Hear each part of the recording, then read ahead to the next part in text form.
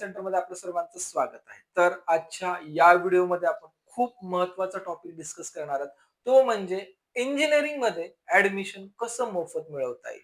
ते पण एका कॉलेजला नाही, महाराष्ट्रातील संपूर्ण कॉलेजसाठी आपण या पद्धतीने ॲडमिशन मिळवू शकतो. मग हे ॲडमिशन मिळवण्यासाठी एकंदरीत याची एलिजिबिलिटी काय लागणार आहे, लिस्ट ऑफ डॉक्युमेंट्स काय लागणार आहेत, नंबर ऑफ सीट्स किती असणार आहेत यामध्ये आणि बेसिकली याच्यासाठी काय मेरिट लागणार आहे हे सुद्धा आपण माहिती करून घेणं खूप जास्त महत्वाचं आहे. तर या पूर्ण स्टेप्स तुम्हाला मी वन बाय वन सांगणार आहे आणि पूर्ण तुम्हाला डिस्क्राईब पण करणार आहे की जेणेकरून ज्याही वेळेस आपली इंजिनिअरिंग प्रवेश प्रक्रियेला सुरुवात होईल या प्रवेश प्रक्रियेमध्ये आपल्याला या मोफत सीटचं बेनिफिट घेता येईल. आणि एक महत्वाचं आहे यामध्ये, बरेच असे विद्यार्थी असतात ग्रामीण भागातले की त्यांचे मार्क्स खूप चांगले असतात, पण या विद्यार्थ्यांना या कोट्याबद्दल माहितीच होत नाहीये. मग त्या अनुषंगाने बऱ्याच वेळेस आपण पाहतो की मार्क्स खूप चांगले आहेत, परिस्थिती खूप गरीब आहे, चांगल्या कॉलेजला नंबर लागतोय पण तिथली फीस भरायची परिस्थिती नाहीये. तर असे विद्यार्थी हा कोटा माहीत नसल्याबाबत ते अपॉर्च्युनिटी मिस करतात. तर अशा कुठल्याच विद्यार्थ्याचा लॉस होऊ नये याकरिता आपण या व्हिडिओला शेअर जरी केला तर एखाद्या गरीब विद्यार्थ्याचा सुद्धा या ठिकाणी फायदा होऊ शकतो. तर वन बाय वन मी तुम्हाला या स्टेप पूर्ण डिस्क्राईब करेन की जेणेकरून आपल्याला सर्व विद्यार्थ्यांना इन्फॉर्मेशन कळून जाईल. आता कुठल्याही ठिकाणी आपण जेव्हा फ्री हा शब्द ऐकतो किंवा या ठिकाणी आपल्या काही गोष्टीला फीस रिलॅक्सेशन भेटणार आहे या गोष्टी ऐकतो, तर त्या ठिकाणी गव्हर्नमेंटची काही टर्म्स अँड कंडिशन्स असतात. मग या टर्म्स अँड कंडिशन्स काय, याचे बेनिफिट्स काय, ड्रॉबॅक्स काय, हे सुद्धा आपण या व्हिडिओमध्ये क्लिअर करणार आहोत. मेनली फर्स्ट इलिजिबिलिटी आपली की जोही कॅन्डिडेट या कोट्या अंतर्गत अप्लाय करणार आहे हा कॅन्डिडेट महाराष्ट्र डोमिसाइल असायलाच पाहिजे, तरच या कोट्यामध्ये अप्लाय करता येतं. अनदरवाईज अप्लाय करता येत नाही. म्हणजे महाराष्ट्र डोमिसाइल म्हणजे काय, की आपल्याकडं महाराष्ट्राचं रहिवासी प्रमाणपत्र असायला पाहिजे, तर आपण या कोट्यासाठी पार्टिसिपेट करू शकतो. दुसरी कंडिशन काय, की याच्यामध्ये त्या विद्यार्थ्याचं जे फॅमिली उत्पन्न आहे, आईचं असेल किंवा आपल्या वडिलांचं असेल, हे फॅमिली उत्पन्न तुमचं 8 लाखाच्या आतमध्ये पाहिजे. जर हे उत्पन्न 8 लाखाच्या आत असेल तर आपण डेफिनेटली या कोट्यासाठी इलिजिबल आहोत.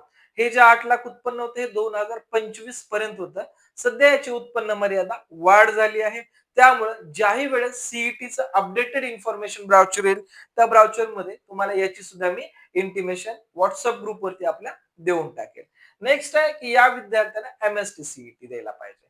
आपण जेई पण देतो पण सीईटी पण देतो, पण जर आपल्याला या कोट्या अंतर्गत पार्टिसिपेट करायचं असेल तर आपण एमएसटी सीईटी एक्झामिनेशन देणं गरजेचं आहे. या कोट्यासाठी आपण कुठल्याही कॅटेगरी प्रवर्गात असेल तर आपण या ठिकाणी अप्लाय करू शकतात, काही अडचण नाही. कुठल्या जरी कॅटेगरी प्रवर्गात असाल तर ठीक आहे. तर इलिजिबिलिटी बद्दल तुमची माहिती क्लिअर झाली.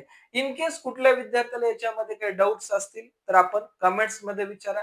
ऍज सुन ऍज पॉसिबल मी प्रत्येक कमेंटचा आन्सर द्यायचा प्रयत्न करेल किंवा आपल्या व्हॉट्सअप ग्रुपला सुद्धा तुम्ही इन्फॉर्मेशन विचारू शकता.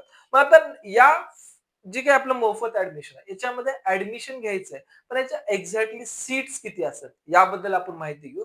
कारण हा जो कोटा आहे हा पहिला असता आपला संपूर्ण महाराष्ट्रातील विद्यार्थ्यांसाठी असणार आहे, ज्याच्याकडे डोमिसाइल महाराष्ट्राचं आहे. आणि या कोट्याअंतर्गत जेवढेही आपल्या महाराष्ट्र अंतर्गत कॉलेजेस आहेत या सर्व कॉलेजेसमध्ये आपल्याला एकंदरीत 5% रिझर्व्ह सीट या ठिकाणी मिळत असतात. लक्षात घ्या, आपल्याला 5% सीट या कोट्याअंतर्गत मिळतात. म्हणजेच एखाद्या कॉलेजमध्ये जर आपल्याला 100 जागा आहेत तर आपल्याला या ठिकाणी 5 जागा या ठिकाणी मिळतात. एखाद्या कॉलेजमध्ये 60 जागा आहेत तर या ठिकाणी आपल्याला 3 जागा उपलब्ध होत असतात. एखाद्या कॉलेजमध्ये म्हणण्यापेक्षा जर एखाद्या कॉलेजमध्ये नंबर ऑफ ब्रांचेस आहेत, आपण कन्सिडर करू की पीआयसीटी कॉलेजमध्ये जवळपास आपल्याला कॉम्प्युटर आहे, आयटी आहे, एआयडीएस आहे आणि ईएनटीसी आहे. या सर्व ब्रांचला आपल्याला ऍडमिशन घेण्यासाठी ज्याही सीट्स आहेत या प्रत्येक ब्रांच अनुसार आपल्याला, जर कॉलेजचा इंटेक 100 असेल तर 5 जागा, 60 असेल तर या ठिकाणी आपल्याला 3 जागा, म्हणजे नंबर ऑफ सीट इंटेकच्या 5% रिझर्व्ह सीट आपल्याला या ठिकाणी मिळत असतात. ठीक आहे. आता सीट तर लिमिटेशन आहे, कारण मुळात ज्यावेळेस आपण इंजिनिअरिंगचा विचार करतो तर प्रत्येक ब्रांचला मिनिमम 60 जागा तर असतातच, पण या ठिकाणी तर आपल्या 5 जागा. मग याच्यामुळे या ठिकाणी डेफिनेटली जे कॉम्पिटिशन असणार आहे ते हाय असणार आहे. मग या कॉम्पिटिशन हाय असल्यामुळे फरक काय असेल की जेही आपलं ऍडमिशन मध्ये कट ऑफ असेल तर डेफिनेटली हाय जातो. पण किती हाय जातो हे सुद्धा तुम्हाला या ठिकाणी माहिती देईल. पण तत्पूर्वी या जागेला मिळवण्यासाठी कशा पद्धतीने आपल्याला रजिस्ट्रेशन करावं लागेल ते आपण माहिती घेऊया. तर ज्या वेळेस आपलं एमएसटी सीईटी काउन्सिलिंग अंतर्गत रजिस्ट्रेशन प्रोसेसला सुरुवात होती, त्यावेळेस विद्यार्थ्यांना रजिस्ट्रेशन फॉर्म मध्येच या गोष्टीला आपल्याला इन्क्लूड करायचंय. लक्षात घ्या, सर्व स्टुडंटसाठी आणि TFWS ला अप्लाय करण्यासाठी एकच फॉर्म असतो. हा काही डिफरंट फॉर्म नसतो. पण याच्यामध्ये मेनली जर आपण याकडे फोकस केलं, की ज्या ठिकाणी आपल्याला TFWS बद्दल विचारलं जाईल. लक्षात घ्या, ज्या ठिकाणी आपल्याला TFWS बद्दल विचारलं जाईल, त्या ठिकाणी आपल्याला या येस ऑप्शनला क्लिक करायचंय. तरच आपण या ठिकाणी या कोट्याअंतर्गत पार्टिसिपेट होऊ शकतो आणि या कोट्याअंतर्गत जे बेनिफिट्स मिळणार ते आपल्याला मिळत असतात. खूप महत्वाचं आहे. आपण या ठिकाणी या ऑप्शनला येस करणं गरजेचं आहे. आता विद्यार्थ्याला पुढे बरेच प्रश्न पडतील. येस केलं तर बेनिफिट्स काय? या ठिकाणी ड्रॉबॅक्स काय? ते पण मी तुम्हाला वन बाय वन या ठिकाणी क्लिअर करेन. आता मेनली जेही मी तुम्हाला TFWS ते अगोदर काय आहे हे आपण समजून घेऊ आणि देन पुढे आपण या ठिकाणी डिस्कस करूया. ठीक आहे. मेनली जर आपण TFWS चा जर विचार केला, टोटल ट्युशन फी वेवर स्कीम. हे या स्कीम अंतर्गत आपल्याला कॉलेजमधली जी ट्युशन फी आहे ती आपली माफ होत असते. म्हणजे एखादा विद्यार्थी जर ओपन कॅटेगरीचा असेल, ठीक आहे, जर ओपन कॅटेगरी असेल, ओबीसी असेल अथवा ईडब्ल्यूएस प्रवर्गातनं असेल अथवा एससीबीसी प्रवर्गातनं असेल, तर अशा विद्यार्थ्यांची जी फीस माफ होती हे आपली 50% पर्यंत आपली फीस माफ होती. आणि बाकी जे प्रवर्गातले एससी आहे, एसटी आहे, NT1, NT2, VGDT या प्रवर्गातली 100% ट्युशन फी माफ होती. तर SC, ST, NT1, NT2, NT3, VGDT या प्रवर्गातल्या विद्यार्थ्यांनी ऑप्शन नो जरी केला तर हरकत नाही. पण बाकीचा जो प्रवर्ग आहे या प्रवर्गातल्या विद्यार्थ्यांनी जर यस करून भरला आणि त्या ठिकाणी आपली सीट अलाउड झाली तर आपल्याला हे 50% सुद्धा जे ट्युशन फी आहे हे सुद्धा आपल्याला भरायची काही आवश्यकता राहणार नाहीये. ठीक आहे, ते सर्वात महत्वाचा पॉइंट आहे. मग याच्यामध्ये महत्वाची गोष्ट आहे की जोही हा ऑप्शन आहे हा महाराष्ट्रातील कोणकोणत्या कॉलेजला ऍप्लिकेबल आहे. तर प्रश्न पडेल की जर TFWS जर सर्व काही मोफत आहे तर विद्यार्थ्याला प्रश्न पडेल की मेनली गव्हर्नमेंट किंवा गव्हर्नमेंट ऑटोनॉमस या दोनच कॉलेजला मिळेल. तर असं नाहीये. महाराष्ट्रातील government autonomous, government university department as well as private autonomous आणि प्रायव्हेट या सर्व कॉलेजसाठी हा ऑप्शन उपलब्ध आहे.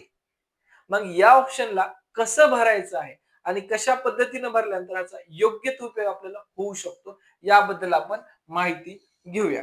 तर लक्षात घ्या, ज्याही विद्यार्थ्यांना आपले व्हॉट्सअप ग्रुप अथवा आपली पेड काउन्सिलिंग जॉईन करायची आहे, स्क्रीनवरती ऑफिशियल नंबर शेअर केले त्याच्यावरती आपण कॉन्टॅक्ट करून पेड काउन्सिलिंग जॉईन करू शकतात. नेक्स्ट आहे आपलं या ठिकाणी ज्या विद्यार्थ्यांना आपल्या इंजिनिअरिंगची कट ऑफ बुक हवी आहे असे विद्यार्थी या कट ऑफ बुक साठी अप्लाय करू शकतात की जेणेकरून आपल्याला इन डिटेल इन्फॉर्मेशन या ठिकाणी मिळून जाणार आहे. आता यामध्ये जे काही TFWS आहे या TFWS अंतर्गत आपल्याला काय बेनिफिट्स भेटतात याबद्दल आपण इन डिटेल इन्फॉर्मेशन घेणार आहोत. तर सर्वात पहिलं बेनिफिट आहे ट्युशन फी 100% आपली माफ होणार आहे. लक्षात घ्या, बेनिफिटचा विचार केला जीही आपली कॉलेजची ट्युशन फी आहे ही पूर्णतः ट्युशन फी आपली माफ होणार आहे. ते पण कधीसाठी? 1 वर्षासाठी नाही, पुढील जेही आपले 4 वर्ष या 4 वर्षासाठी माफ होणार आहे. ठीक आहे. दुसरी गोष्ट, हे जे ऍडमिशन असेल ऑन द बेसिस ऑफ मेरिटच असणार आहे, हे पण लक्षात असणं गरजेचं आहे. आणि इथला मेरिट कम्पेरेटिव्ह टू थोडासा हाय असणार आहे. त्यामध्ये विद्यार्थ्यांना कॉलेजची फीस कमी आहे या अनुषंगाने इथला कट ऑफ वाढणार आहे. मग आता हा कट ऑफ वाढतो कसा हे पण लक्षात घ्या, कारण बरेच विद्यार्थी या ठिकाणी खूप मिस्टेक करून घेतात आणि मिळणारी संधी या ठिकाणी गमावून बसतात. तर आपल्याला जेही आपले TFWS चे ऑप्शन्स आहेत हे ऑप्शन्स आपल्याला भरताना कुठल्याही कॉलेजमध्ये जर आपण TFWS केला तर याचं प्राधान्यक्रम आपण पहिल्यांदा द्या आणि नॉर्मल सीटचं प्राधान्यक्रम आपण 2 नंबरला द्या. जेणेकरून जर आपला नंबर TFWS मधनं लागत असेल तर आपली टोटल ट्युशन फी माफ होईल. आणि आपण TFWS यस केल्यानंतर लक्षात घ्या, मगाशी क्वेश्चन तुम्हाला सांगितलं होता, यस केल्यानंतर काय होतं, नो केल्यानंतर. नो केला तर आपल्याला फक्त नॉर्मल सीट दिसतात आणि ज्यावेळेस आपण यस करू तर नॉर्मल ऍज वेल ऍज TFW अशा दोन्ही सीट्स आपल्याला मिळत असतात. आणि याचा सिक्वेन्स कसा लावायचा, अरेंज कसं करायचं हे सुद्धा मी तुम्हाला सांगून देईल. ठीक आहे. कारण यामध्ये विद्यार्थ्यांचं बरंच कन्फ्युजन आहे, की एक्झॅक्टली टी-एफ-डब्ल्यू-एसचा वापर कसा करायचा आणि कुठं करायचा. ते सुद्धा मी पुढील व्हिडिओमध्ये तुम्हाला इन डिटेल इन्फॉर्मेशन देऊनच टाकेल. ठीक आहे. तर यामध्ये तुम्हाला जसे काही ॲडव्हांटेज आहेत, तसे याचे काही डिसएडव्हांटेज आहेत का? याबद्दल मी तुम्हाला माहिती देईल. आता यामध्ये डिसएडव्हांटेज काय? तर डिसएडव्हांटेजेस 2 आहेत.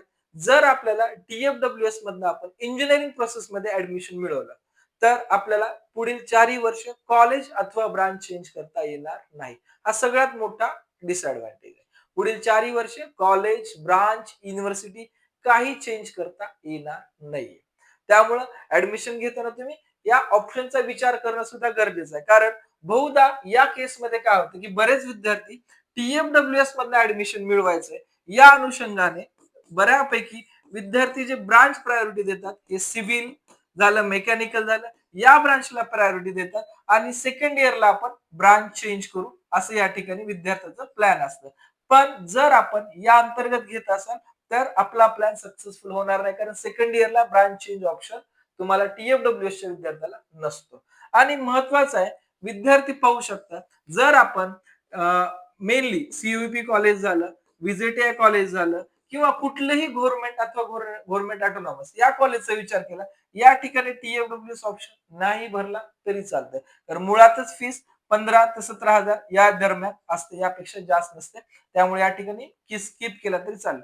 पण त्याच ठिकाणी व्ही-आय-टी कॉलेज जवळपास फीस 2,50,000च्या जवळ आहे आणि याची ट्युशन फी जर आपण काढली जवळपास 2,20,000च्या जवळपास किंवा 2,00,000च्या जवळपास ही फीस आपल्याला दिसून येईल.